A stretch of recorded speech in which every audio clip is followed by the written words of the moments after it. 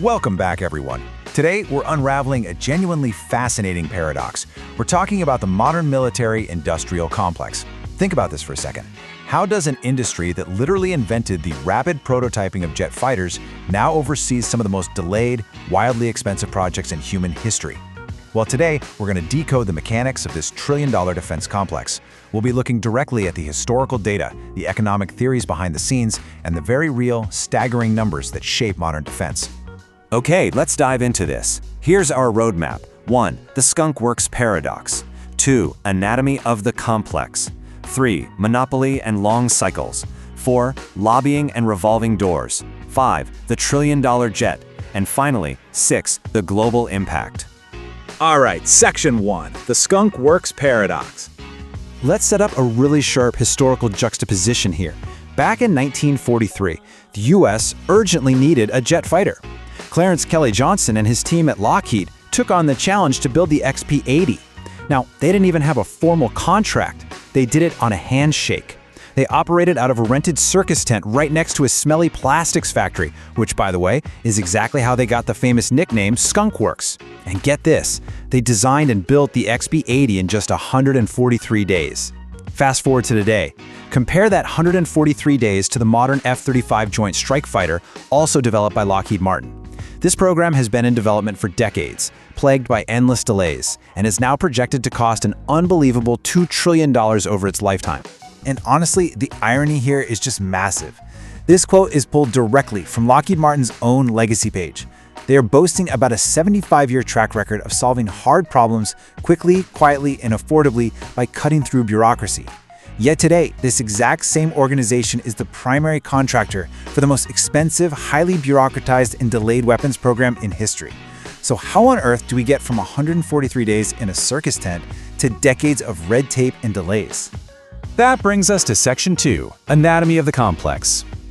To really understand why this dramatic shift occurred, academic researchers point us to 3 key theories. First up is the principal-agent theory. Okay, think of the government as the principal and the defense firm as the agent. Because building something like a modern stealth fighter involves incredibly complex, highly specialized knowledge, the defense firm basically holds all the cards.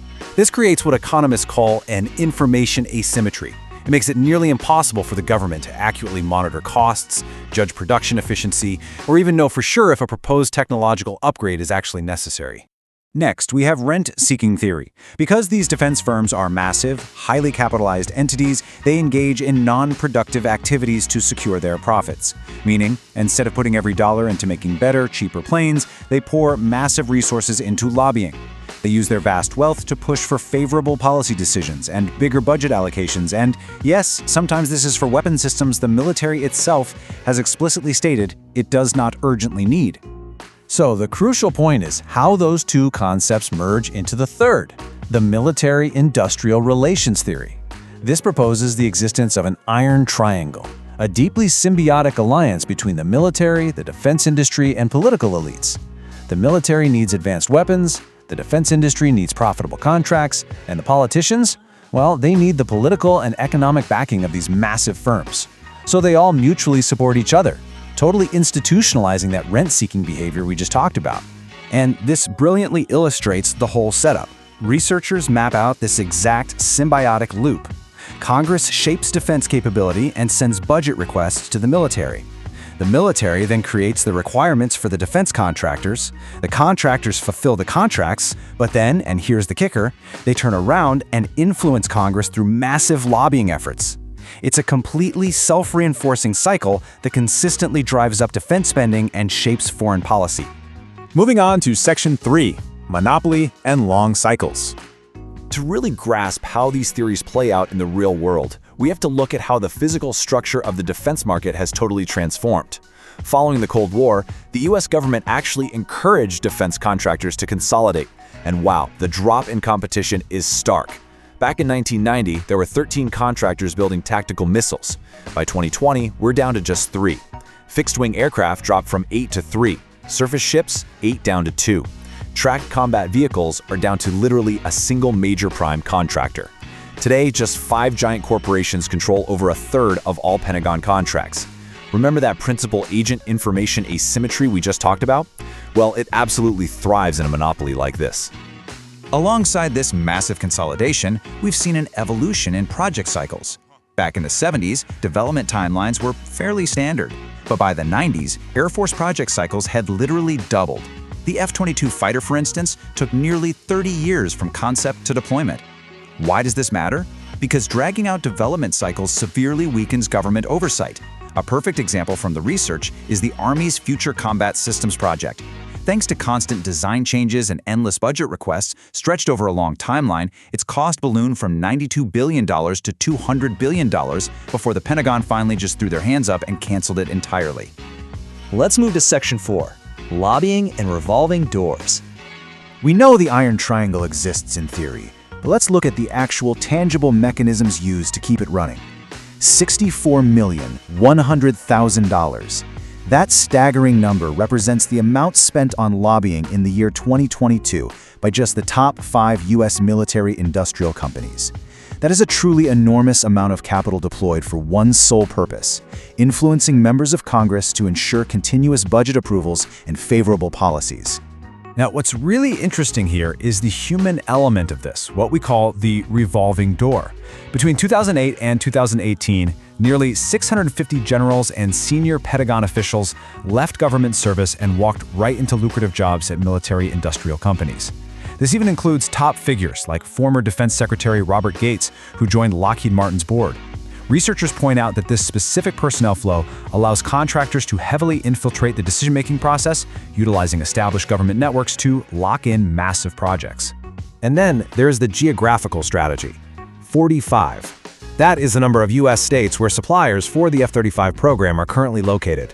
By strategically spreading out the jobs and economic benefits across almost the entire country, these defense contractors essentially make the project politically invincible. I mean, think about it.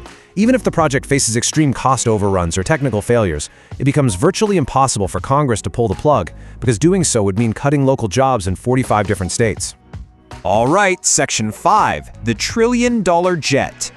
So let's look at the ultimate case study of these economic theories in action. $2 trillion. According to a recently revised report from the Government Accountability Office, the GAO, this is the expected lifetime cost of the F-35 program. The military plans to fly this aircraft longer than originally expected, stretching out through the year 2088. And thanks to inflation and, frankly, limited success in cost control measures, the price tag has hit unprecedented, eye-watering levels. If we break that massive number down, $442 billion is just for the acquisition and development, actually making the jets. But a whopping $1.6 trillion is projected for sustainment costs over the aircraft's life. While the Air Force and the Joint Program Office have definitely tried to reduce costs over the last decade, they are still spending about $6.6 million every single year just to operate and sustain one single average F-35A. And what exactly are they getting for that massive investment? 52%. That was the mission-capable rate for the F-35A fleet in 2023. To put that in perspective, the military's absolute minimum target is to have 80% of the jets available to carry out missions at any given time, so they are falling drastically short. The GAO notes that literally no version of the F-35 has met its performance goals over the past 5 years. They are constantly struggling with a lack of spare parts, inadequate training, and a really heavy reliance on private contractors just to do the maintenance. Let's move to Section 6 and see how this all builds up into the global impact. Because, listen, these domestic, bureaucratic, and economic realities, they do not exist in a vacuum.